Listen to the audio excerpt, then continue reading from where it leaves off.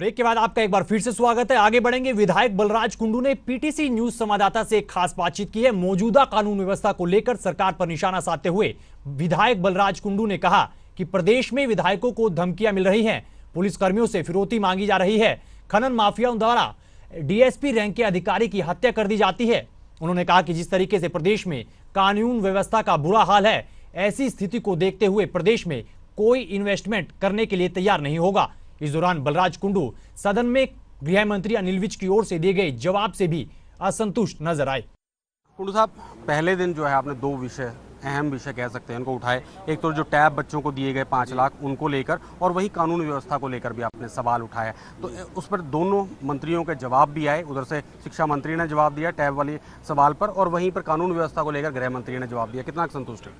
संतुष्ट की बात कहाँ है, वो तो चलो उन्होंने दे दिया जवाब। सॉफ्टवेयर के लिए एक कंपनी को एलिजिबल कर रहे हैं, टैब खरीदने में एक कंपनी को एलिजिबल कर रहे हैं, इतनी सारी कंपनियां, वो एक बहुत बड़ा अपने आप में क्वेश्चन मार्क जनता देख रही है। क्योंकि ये सरकार घोटाला गैंग के सपोर्ट से चल रही है, तो हर मुद्दे में दूर से घोटाले की बू आती है। इनके हर मुद्दे के हर विषय में ये चीज़ें साफ नज़र आती हैं। लोग बेवकूफ़ नहीं है, ठीक है, आज इनकी मनमानी ये कर रहे हैं, समय आने पर इन चीज़ों का सारा हिसाब लिया जाएगा। माननीय एजुकेशन मंत्री एक भी बात का संतोषजनक जवाब नहीं दे पाए। उन्होंने सदन को सिर्फ गुमराह करके जो है ना उस बात का लिपापोती करने की, नहीं तो इस बात में क्लियर कट है।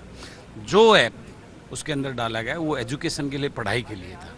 उसके अंदर इस बात की विशेष ध्यान रखना था कि बच्चे कोई दूसरी चीज़ें, अदरवाइज यूट्यूब या XYZ कोई चीज़ उसके अंदर ना चले जिसका मिसयूज करके बच्चे पढ़ाई की तरफ डाइवर्ट होकर गलत चीज़ों की तरफ अट्रैक्ट हों। और वो सभी के पेरेंट्स परेशान और निराश हैं। उसमें ऐसी कोई सिक्योरिटी सिस्टम नहीं है, बच्चे उसका मिसयूज ज़्यादा कर रहे हैं।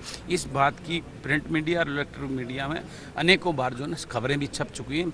उनके पेरेंट्स ने जो है ना लाइव आके भी बोला हुआ है, लेकिन उस बात को मानने को तैयार नहीं हमारे माननीय मंत्री महोदय।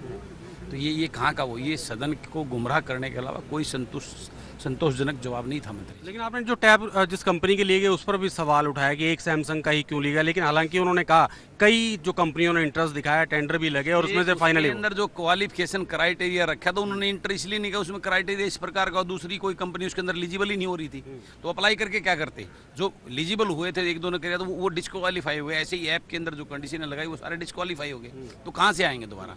तो ये सिर्फ कहने की बात है, वो सारा क्राइटेरिया इस टाइप से बनाया गया था, उसके अंदर वही लोग मिले। आज अगर वो सैमसंग इतना ही अच्छा, सबसे सर्वोच्च है, तो फिर यहाँ ऐप लगाने की क्या जरूरत थी? इसमें एप्पल देने की क्या जरूरत थी हमारे को? यहाँ भी वो उसी को सैमसंग को लगाते। इतना पैसा एप्पल को लगाने की क्या